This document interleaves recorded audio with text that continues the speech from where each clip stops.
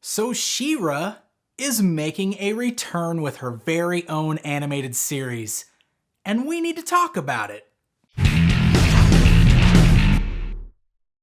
Hey guys, I'm Pixel Dan, and if you've been following my channel for probably any amount of time, you've no doubt gathered that I am a huge fan of the world of He-Man and She-Ra.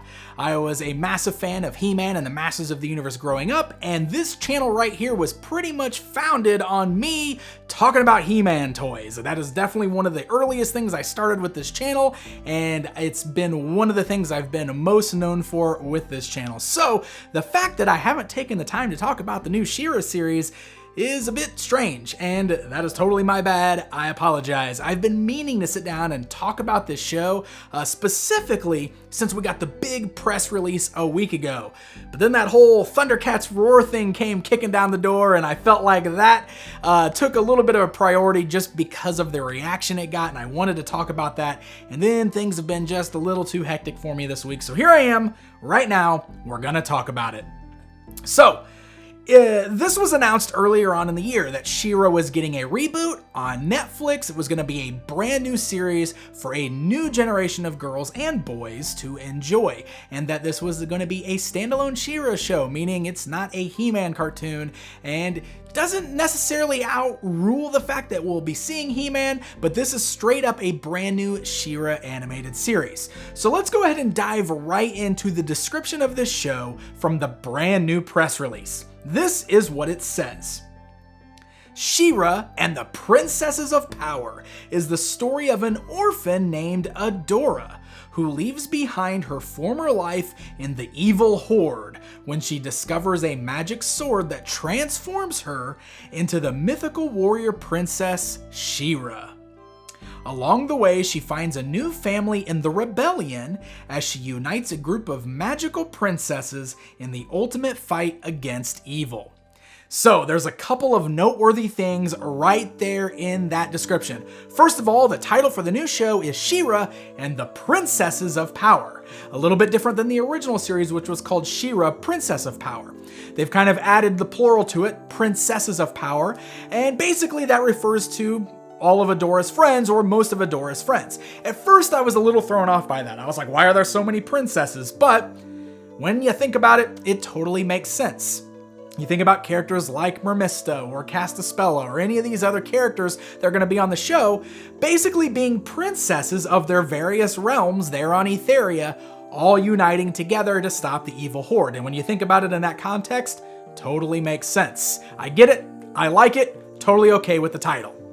So, a lot of the description there actually sounds very familiar. Adora is leaving the evil Horde. She's discovering who she is. She's realizing that the Horde is in fact evil, and she's going to unite with the Rebellion to fight against them. All of this comes straight out of the original Filmation She-Ra cartoon, and it's perfect. It's awesome that they're keeping all of those elements.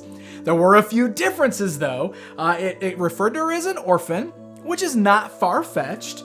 And it talks about how she discovers a magic sword that will transform her into She-Ra. So essentially what we got going on here is we're removing the He-Man elements from it, at least up front.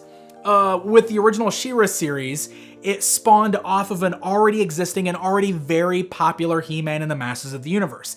In fact, they made the movie, the Secret of the Sword movie, which was like the mini-series that kicked off She-Ra, and that's how they told the story of She-Ra being separated at birth, being taken to Etheria. She had no idea that she had a twin brother, that she was destined to have this sword. The sorceress, of course, had He-Man bring it to her.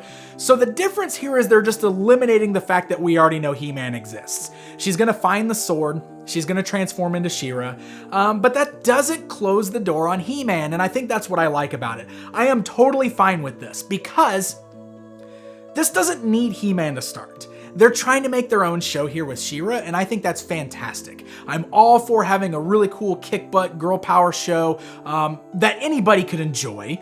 girls or boys alike, but I'm totally cool with this, and I'm down with the way they're setting this up from the way it reads in this press release. And like I said, that doesn't completely close the door on He-Man or the Sorceress or anything. We don't exactly know how she's gonna find that sword yet, but there could be a lot of secrets there. Obviously, it was meant for her to find on purpose, right? Maybe that was there left by the Sorceress. Maybe this is going to eventually lead to He-Man. Heck, for all we know, maybe down the road this will spin off into a He-Man show and we'll get the reverse this time. That'd be kind of crazy, wouldn't it? But it'd be totally cool. So I'm totally fine with this being its own thing. And I like that they've kind of left the door open, so He-Man is still a possibility. Maybe he'll pop up on the show somewhere down the road, etc., etc. So I don't think that's anything we need to get too worried about or anything like that yet. I know there's a lot of you out there that are like, but where's He-Man? Why doesn't He-Man have a show? This and that. Well, first of all, apparently he's got a live action movie that's just stuck in development hell. I don't know what's going on with that. I'll believe that when I see it. I've said it before, but whatever.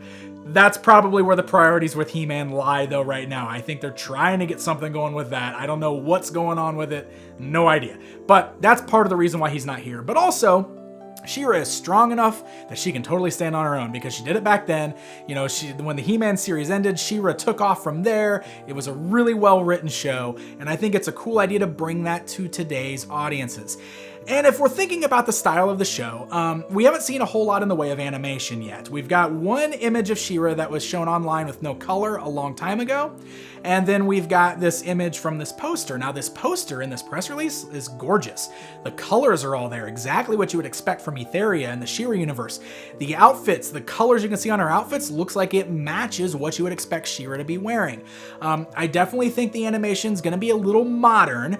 Obviously, modern, it's a modern cartoon. DreamWorks is also behind the current Netflix Voltron, and they're doing an amazing job with that show. I don't think it's gonna quite look like that. I definitely think it will still have a more kiddie element to it. And I don't mean that as far as like, okay, I'm not saying it's gonna look like Thundercats Roar, but what I imagine it looking like is maybe something along the lines of what we've seen with the DC superhero girls, or maybe even My Little Pony Friendship is Magic. And I would almost expect that feel to be the feel of this show. And I'm not opposed to that. I'm not at all. I think that's something that is still fun. Honestly, My Little Pony Friendship is Magic is a decently well-written show, and it's funny and it's fun. And it was popular, very popular with kids. And you gotta remember that is the important thing. And I know I feel like I'm just repeating myself in all these videos about these new cartoons, but they are targeting today's kids with it. So it's going to be aimed at them. It may not necessarily be our She-Ra, but it almost seems like it's maintaining a lot of elements from our She-Ra. So I'm actually feeling pretty positive about this. I think this is looking pretty good, and I'm pretty excited, and I'm anxious to see what there is. So they also revealed the cast, and obviously I'm not real familiar with any of these names, but in the cast list, we get a lot of the characters that are in the show, and this is really cool confirmation for a lot of what we're gonna see in the series. So of course, we've got Amy Carrero as Adora / She-Ra. We've got Glimmer in the show.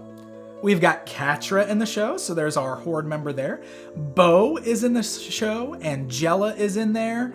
I wonder if she's still Queen Angela or if she's a princess now. That'll be interesting, because she's got to be Glimmer's mom, right? So let's see. I would assume they're keeping that intact. Shadow Weaver is in the show. Hordak confirmed for the show. That was one of the questions I had. Are they actually going to use Hordak? Yes, Hordak looks like our main bad guy, which is awesome. So Hordak is there.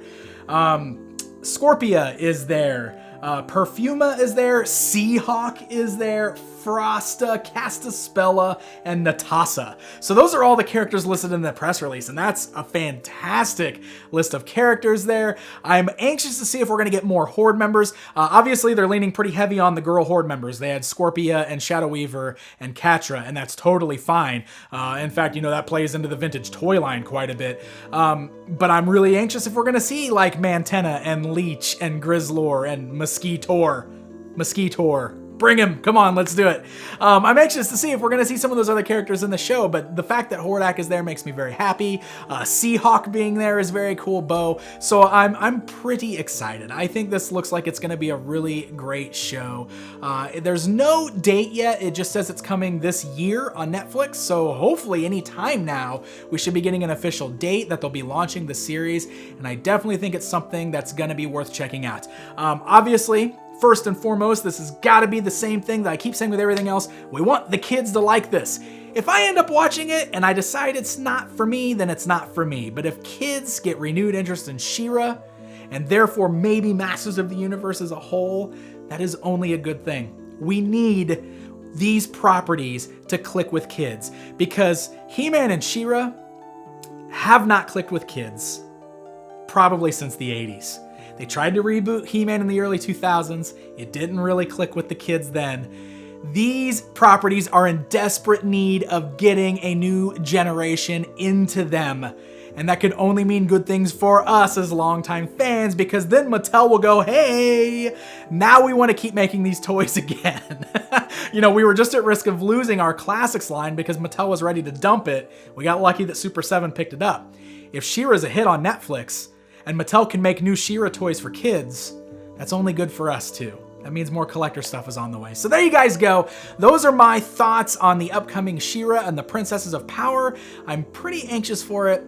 To me, personally, this looks very, very positive. So this is the part where you can tell me what you think. Leave me a comment down below. And as always, help me out. Hit the subscribe button. You'll do me a huge favor. Thanks for watching, guys. And until next time.